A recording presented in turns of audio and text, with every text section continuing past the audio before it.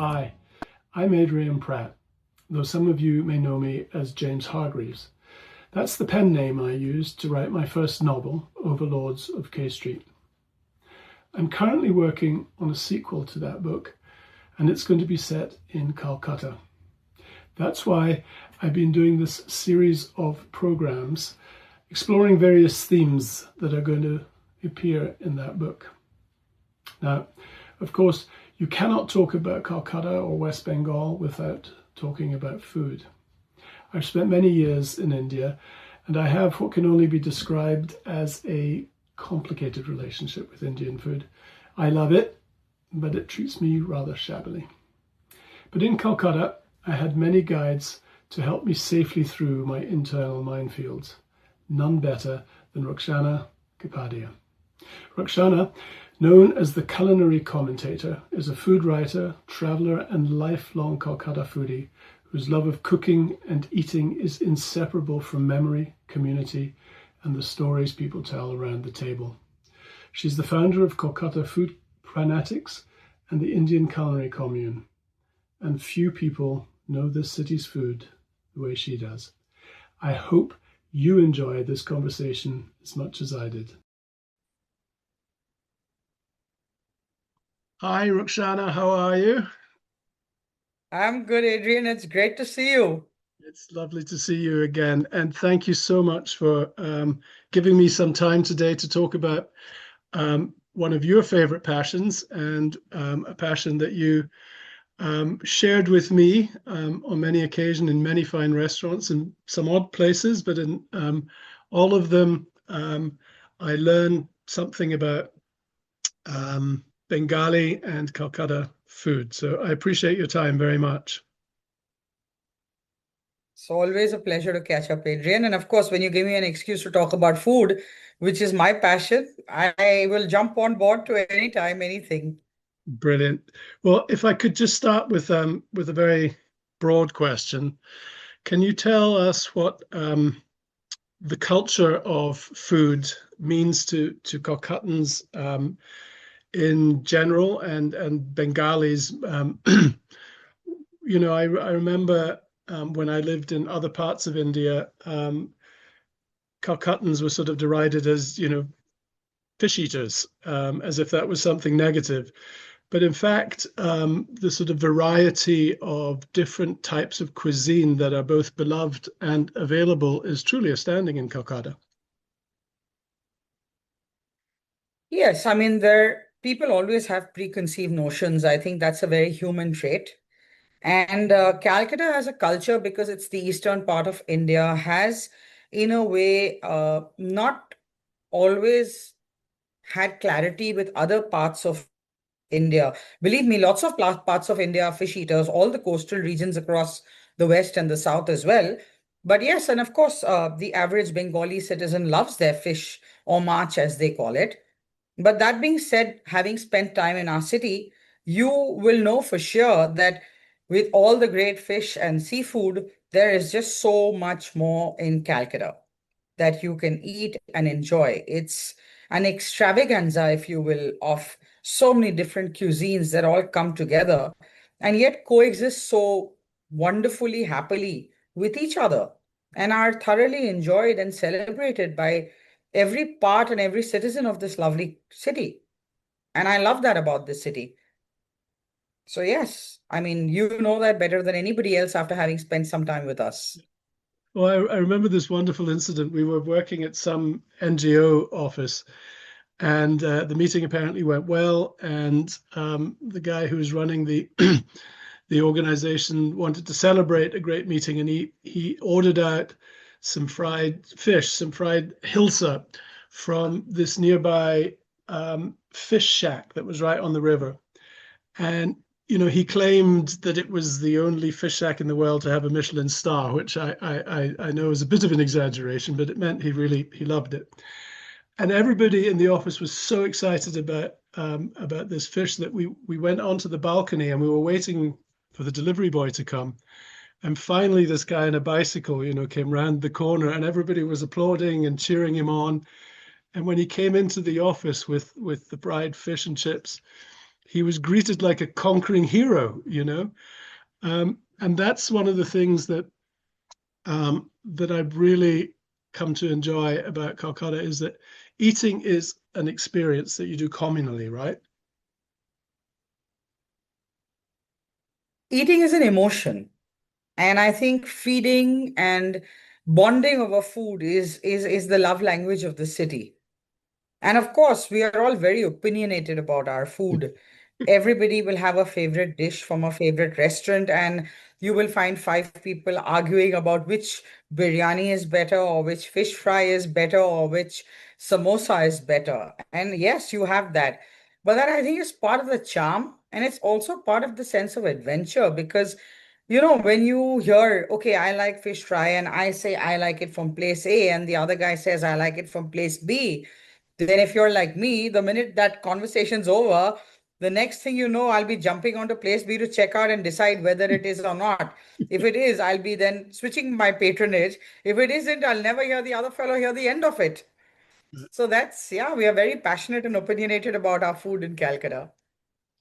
That's funny. That's a sort of I got in the middle of many an argument about biryani and which not only which is better in India, but more importantly, which is better in Calcutta, And you're right, that made everybody want to try the other type. Here in America, the big debate is who has the best barbecue, Texas or North Carolina. Yeah. But I'm not sure that people are quite as open-minded, that they're willing to entertain the fact that perhaps Texas barbecue might have something to offer. We just draw battle lines and defend the virtue of North Carolina barbecue without necessarily wanting to try try the other stuff. Um, but not only is it communal, you took me on this wonderful food tour just before, excuse me, I left Calcutta. And you displayed this incredible variety of cuisine that was available. We started off in Chinatown, and we ended up at the Ollie pub with Anglo-Indian cuisine. But the thing that was so personal for you was that each of these places represented a memory from one stage of your life. So tell me, how does food map the different stages of your life, say from childhood to adulthood? I think memories map everybody's stages. And I think that food, for me at least, from the time I was very young, was a very powerful stimulant to that memory. Food is an emotion for me, and every part, every aspect, every incident of my life will somehow directly or indirectly be connected to something with food. It could be something that my dad would whip up in the kitchen because he was a great cook in my family, not my mom. It would be somewhere I went with a grandparent or a favorite grandaunt. It would be different festivals being celebrated because it's beautiful how cosmopolitan Calcutta is in a world that we live in now that is often so, I would say, disruptive and divided. Calcutta is still so cosmopolitan. We celebrate everything. Diwali, Bengali New Year, Eid, Christmas, Parsi New Year. I mean, bring it on. We every even Gurpurab, which is Guru Nanak, the Punjabi prophet's birthdays. Each festival also is so wrapped around food and culture. And I think because we all grew up with that, we had friends across all communities, there's no inherent bias. Of course, one is respectful of dietary restrictions, some based on personal preference, some based on religion. And that is very important to continue to respect always. But besides that, we've always just broken bread together. And so from a very young age, we learned to savor the rasgulla and the sandesh as much as we savored a Christmas cake. Each one is important and each one has favorites. I recently did an article I write for a newspaper for the last 5 years. And with Christmas, I did this piece on my favorite Christmas cakes in Calcutta. And there were cakes from an institution that was 100 years old, and there was cakes from something that's just opened 2 years back, but it's also interwoven. And some of those are so very powerful because if you close your eyes and you take a bite and savor it, it's almost like it transports you back to something very precious and beautiful and warm and happy and fuzzy. So I think it's very powerful as a catalyst to me to take me back to very different stages. I mean, ultimately, we are all who we are as we've evolved, Mhm. right? And we evolve with various things, our family, our culture, our heritage, our country, and our own personal, ethic and ethos, and who we actually are, our own DNA. And for me, that is very closely interwoven with flavor and taste and the emotions that it brings. Possibly growing up in a family that was, as the term goes nowadays, a very foodie family, Mhm. food became a medium of celebration. It became something to comfort. Uh, you know, uh, when I'd be ill, if I had fever or something when I was a kid, my father would bring home chocolate pastry from Flurries for me. And even now, there are a lot of other pastry shops, and they serve very nice and maybe better pastries. But if I'm ill, I'll still ask my partner Saneha to order me a Flurries pastry because it comforts you, not because it's the best, but because of what it represents and how it makes you feel. So I think for me, that's why, and a lot of people in the city, food is such a precious and cherished thing, not just something that we use as survival. We don't eat to live, we do live to eat in Calcutta, I think, for the most part. That's so beautifully put. You're talking about the Christmas cake, the Christmas pudding. Takes me back to the story of the Jewish bakery in Newmarket. Can you talk about that place a little bit? Nahum's. Yeah. Yeah. Yeah, so that I pretty much I think it kind of sums up who we are. The funny thing is that most of the traditional Christmas fruit cakes that are baked are actually baked by bakers who are Muslim in wood-fired ovens. Every family has their own recipe. They kind of make the batter, but because cakes are exchanged as a gift, and families will make 50 and 60 cakes to give. They obviously can't sit and make 50 and 60 cakes at home to distribute between family and friends and colleagues. So they will create the cake batter and then they will take it to the bakery. And those bakeries are wood fired. And so they have their own particular flavor and ethos. And of course, surprisingly, they are manned by the Muslims. So Nahum's that you talk about is a Jewish bakery, right? The cake, of course, is a very Anglo-Indian kind of a dish. And it's actually made and produced by Muslim bakers. And of course, it's eaten by every happy Hindu, God-fearing Bengali in Calcutta who will be lining up a month before Christmas and fighting over that cake. And that is exactly what makes the city so beautiful and what still makes it, for me, one of the most wonderful places in the world where you can live, despite all the other chaos and craziness. Yeah. No, I mean I agree, So, and again yeah. the fact that this is around a Christmas tradition. I stumbled into Newmarket. I think the first sort of December when I was living in Calcutta, and there was a line of hundreds of people. I mean, it wasn't just a couple of dozens. Yeah. I asked somebody, what's the deal? What's everyone waiting for? And they told me it was exactly this, that it just it Calcutta never ceases to surprise you on so many different levels, but True. food particularly is involved in most of the stories. I don't know. I was talking to Ifti the other day, and I told him that there's an Indian restaurant just up the street from us in Asheville, and they feature street food. And each one of their items has a little sort of narrative about its story.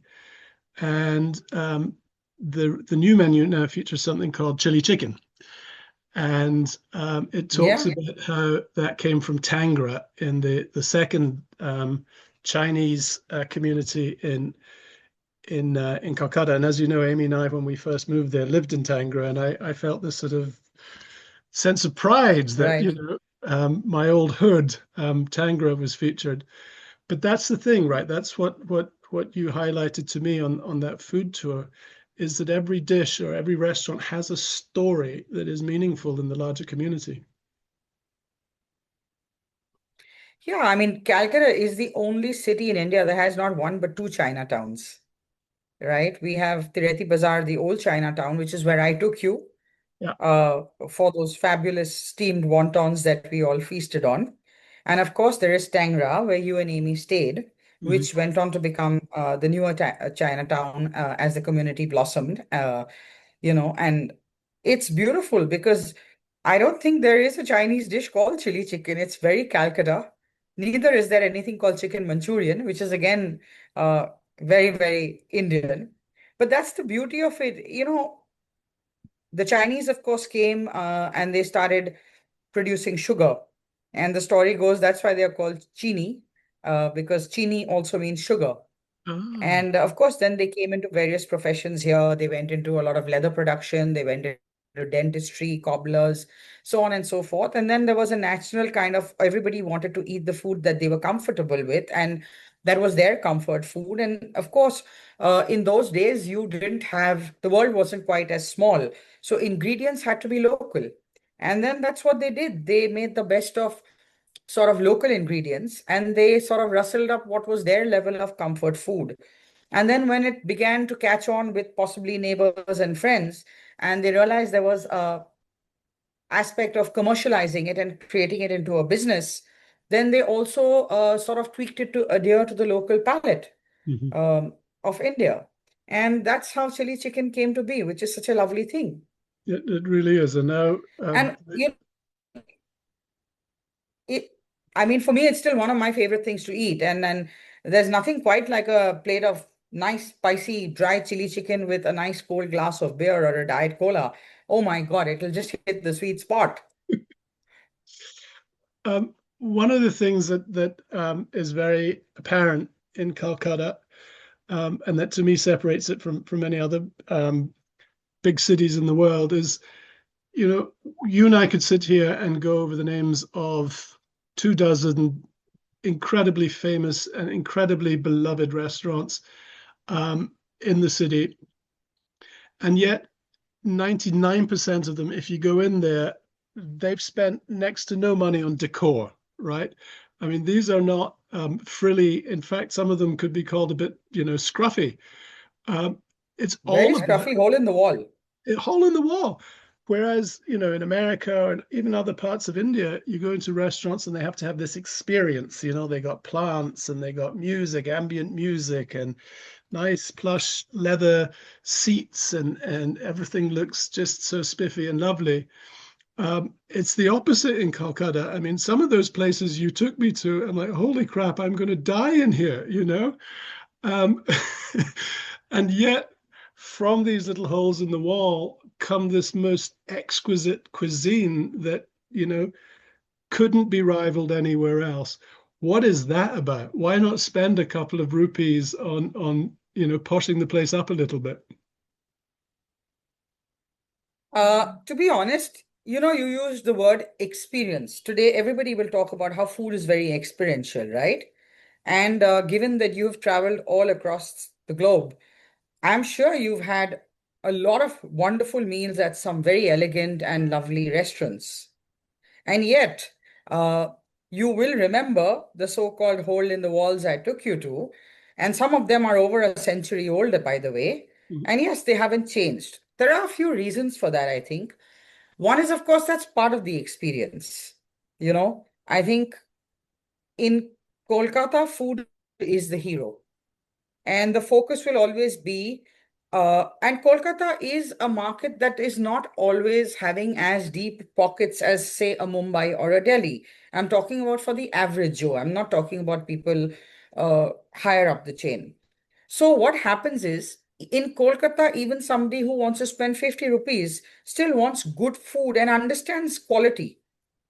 And so a restaurant will realize, especially brands that have lasted for 90 and 100 years, which won't even have an air conditioner and barely have a creaking fan with probably a few cobwebs hanging from it, in all fairness, which is part of the experience and decor, will still give you some food that will create an explosion of flavors when you actually eat it. And I think that experience is so beautiful because it's so unexpected. So when you walk into a very elegant and lovely restaurant, there is a certain expectation. But Mhm. when you walk into a hole of the in the wall, there is zero expectation. And I think that half the fun and half the joy is that when you walk into a place like that and then you get crazy good, flavorful, fresh food made with very fine ingredients and freshness, no compromise on that.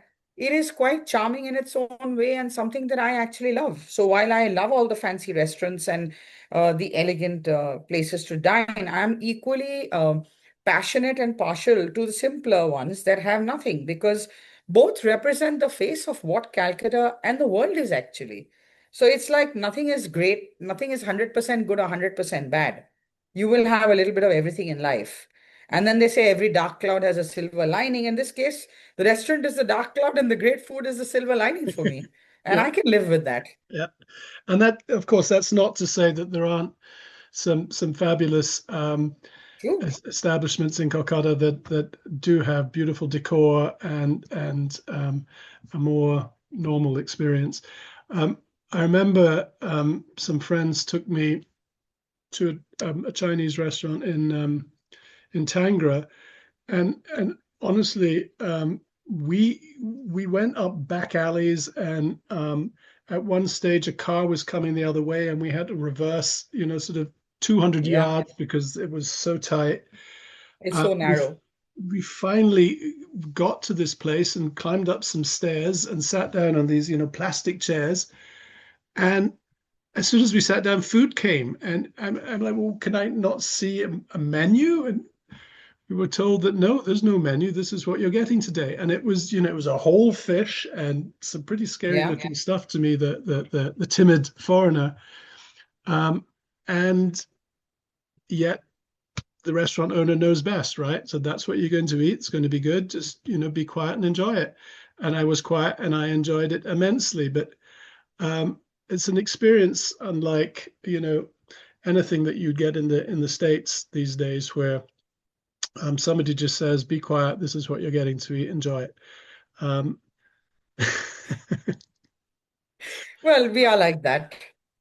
yeah. Well, again, We're that confident, actually. I was going to, I You was going to know, say, yeah, I mean, see, food and flavor. While again, I say you always have to be respectful of, health, allergies, any kind of religious, sentiment or, personal preferences in being vegetarian, vegan, or pescatarian, or whatever it is. As long as you respect that, I think that part of the charm for me, food actually is like a mirror. And if you actually think about it, what makes food local? So your terroir, your geography, your religion, your culture, your economy, all actually are directly connected with anything that is put in terms of being a local ingredient or a local dish on the plate in front of you. Mhm, Kolkata, for example, is very well known for its spice hotels, right? What is a spice hotel? So the spice hotel was simply in the old days when Calcutta was the capital of British India and a lot of trade came in from Southeast Asia, uh, you had a lot of migrant workers, including people like the Laskars, etc., from Malaysia, coming in and living in Calcutta to work on the docks. mhm, Now, they all lived in tiny little rooms where 3 to 4 people shared a room. There was no family infrastructure, there was nowhere to cook, nothing. And so, what was done is enterprising Indians started these little hotels which only served home cooked food. There was no menu. They'd go to the bazaar in the morning. They'd source seasonal, fresh ingredients. There was no refrigerators, no nothing. And they would have the basics. They'd have a rice, they'd have a dal, they'd have 2 or 3 seasonal vegetables, a small fish, which in Bengal is called choto mach, a big mhm, fish, which is called boro mach. And in those days, on special occasions, you would have mutton. Chicken in those days was not even cooked, and it was not considered an ingredient worth having. You'd also have hash, which means duck in Bengali. So these are the dishes you'd have, and you'd sit with your basic rice, dal, and veggies, and then you'd pick and choose the dish that you wanted or that you had the money for. And the reason it was called pice because the Indian currency is paisa. It's Mhm. rupee and paisa, like dollar and cent. And in those days, this entire meal would cost 1 paisa, which is Wow. why it was called a Pice Hotel. Wow. And millions of people over possibly a few hundred years have eaten in these hotels and survived and sustained away from their families. So yeah, I mean, for example, the chingri malai curry that we call, which is prawns, and it's actually malai, we think means coconut milk, but actually malai comes from the word Malay because the Malaysians, had laksa, and that laksa was kind of evolved into a chingri, which is prawns, malai curry, and it is one of my favorite things to eat. And it is something that my partner Saneha's mother does a deadly version of. And most good restaurants, including all the famous ones here, like, O Calcutta and Six Baliganj Place and so on and so forth, will be talking about Chingri Malai curry as one of the showcase dishes. But it actually only came into Bengali cuisine a couple of hundred years back. It was not inherently Bengali. And that is what I love about Kolkata and food is how the biryani is as Bengali as the chow mein and chili chicken, which is hakka chow noodles and chili chicken. As is, there's nothing Bengali about biryani. There's nothing Bengali about chili chicken. There's nothing Bengali about the kati roll. But all of it is so beloved and so much a favorite of Bengal. What Yeah. about that? Yeah, it's amazing. It is Really, history on a plate.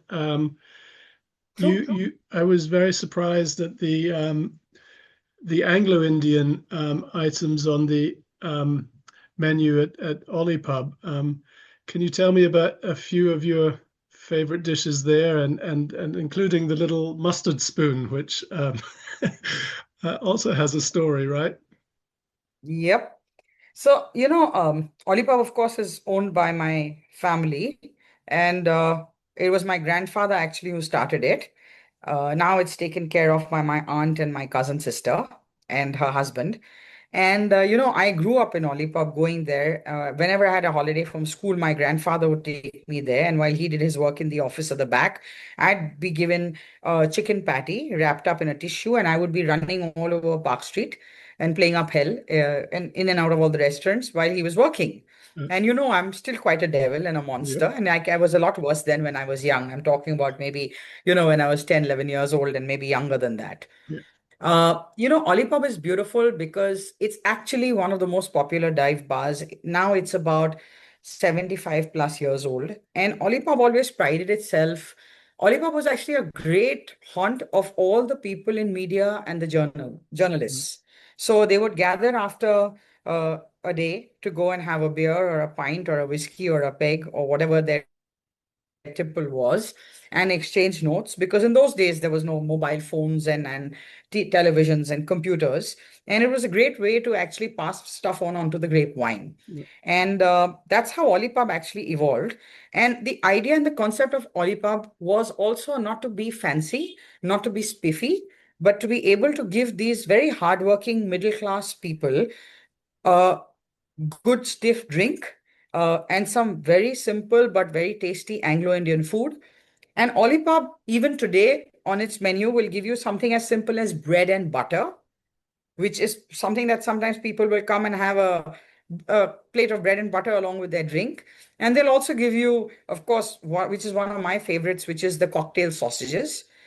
We get these. So Kolkata has a great culture of Anglo-Indians, and there's a market in Calcutta called Entally.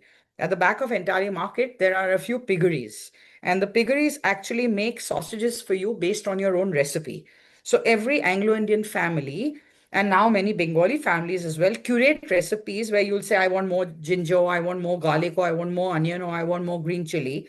And this is my meat to fat ratio. Somebody wants more fat, somebody wants it leaner, somebody wants the mince coarser, somebody wants it, a finer mince stuffed into the sausage. And it's a proper old school sausage stuffed into a pig's intestine and knotted up, and which you bring home and fry. So Olipub has these sausages that, again, we've had ever since I can remember my entire life, that are made specially on the recipe for us. And they serve it with this crazy mustard. So the mustard is pungent. It's almost like a Bengali wasabi. It's like if you have a spoonful of it, it's like being kicked in your face by a horse. It's that bad. Boom. But I love it. And it's served in these old brown glass bottles, which are probably recycled medicine bottles. And the spoon is a teaspoon, but because the spoon won't fit into the narrow neck of the bottle, they actually twist the spoon and create the spoon into being a little round so you can shove it in the neck of the bottle and pull it out. And this mustard is legendary. Olipop also does great old school sandwiches. So Mhm. these sausages and sandwiches is pure comfort for me. And for me, if I go there, and also the patties. So they again make old school patties, which everything is made in house. They do use fillings of cheese and they use fillings of chicken, and you can do made to order as well. Again, no high tea in our house is considered complete if the sandwiches and the patties from Ollie don't come. So it's homely, it's the taste of my childhood, it's what I can remember. And of course, as I grew up and I wanted something with a little kick, that mustard is phenomenal and it just goes beautifully. It's a bomb. That's I mean, wonderful. I would eat it every day if I could. That's wonderful. I'm being reminded that we're going to get kicked off this conversation in a couple of minutes. I got a few more questions that I want to get into before we are unceremoniously dumped off here. We haven't touched on the sweets at all, and that's another whole subculture of wonder that I experienced in Kolkata. I think the day before I left, a group of colleagues took me to Putiram, and there I got to experience the the milkshakes that they do there. But tell us a little bit about the sweets and how that plays into this wonderful culture. Well, Bengal is quite literally the sweetest state in the country. We call our sweets mishti, and it's so important to us because whether it's the offering of prasad that we give to our gods and deities, whether it's celebrating every happy occasion in our life, or whether it's simply just ending the meal on a little bit of a sweet note, the sandesh or the rasgulla or the mishti dahi, which are possibly some of the most well-known sweets across the country in terms of their name and very beloved, are intrinsic to Bengal. What is actually very interesting is that even 350 years back, a lot of these sweets didn't exist because it was the Portuguese that actually taught us how to make chena, which is the paneer, the cousin of paneer that we actually make all the sandeshas with. And it's beautiful again how India plucked something and the Bengalis plucked something which was completely alien to them and then created this magic which has become so beautiful that today it's famous definitely across the country and I would dare say across the world if people talk about Bengal. And the beautiful Sandeshes, right now it's winter. You have a lot of the Nolen gur and gur, the jaggery, which is so popular. You use it for rasgullas, you use it for the dahi, of course, you use it for the sandeshes.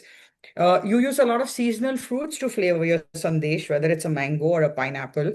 And of course, now you even have the big chocolate companies like Cadbury's actually sponsor competitions where they do various versions of chocolate sandeshes, which are from, liquid filled to center filled sandesh chocolates to chocolate flavored sandeshes. And it's beautiful how, again, something as very alien to our cultures, chocolate has blended so perfectly and seamlessly, with uh, the mishti and the sandesh here and is enjoyed by everybody, myself included. In fact, Ganguram makes a brilliant chocolate sandesh, which is a family favorite. And I still occasionally, every month or so, drive down and buy a few for the house and indulge in it. And Ganguram is one of the oldest people in the mishti business, the sweet business in Bengal, as you will so rightly know. Yeah. So yeah, it's beautiful. So, we this program is called Calcutta Adda, and Adda is another gift that Bengalis have and practice daily. This sort of art of wild discussion. Um, I think it's been described as a pointless conversation, but not a conversation with no point, right? Um, does True. that also features in at mealtime? The food becomes the sort Oh, of yes. instigator for these wonderful conversations. So tell me a little bit about Ada as how that plays into the food culture. So the most favorite place for a Bengali adda is the local tea shop, where you will have all the people in the neighborhood in the community gather at a particular time. It would be the morning or the evening. have their cha, as we call our tea, with biscuit, which is biscuit, local ones, or bapuji cake, or something, a toast with butter and sugar, or butter and pepper and salt on it. And they will have conversations on everything from politics to football to biryani or fish fry. And everyone is hotly contested. Everyone is very heated and opinionated and passionate, almost to the point where you might think they're actually fighting with each other, but no, they're not. It's just a normal conversation in the average Bengali day. And you and I are having an adda right now. The food might be missing, but the ethos is similar. The adda is a great way to stimulate, to stay in touch, to bond, and food becomes a very important part of it. So somebody will have an adda over a packet of muri, somebody will have an adda over a biscuit and cha, and then many people will go to an Ollie pub or a Broadway hotel and have an adda over a beer or a shot of Old Monk rum, which I know you love too. So an adda has many faces and many facets, if I may say. And there is an adda for everybody, from the old ladies who'll do it over a cup of tea to the swashbuckling young Bengali gentlemen who will want to go to Orly pub or Broadway or Trinkers over a beer or a rum and do it. So yeah, it's beautiful and it's very much a part of the fabric of our daily life. Well, the Bengali of the olden days was not constrained by Zoom, as you and I unfortunately are. Um, it's been a real joy catching up with you again, and I thank you so much for your insights, your great humor. It was lovely to see you again. Thank you so much. It was a pleasure, Adrian, and come back to Calcutta soon. We miss you, and I can't wait to have you back. Thank you so much. We'll be there shortly, I promise. Goodbye. Looking forward. Take care. Bye bye.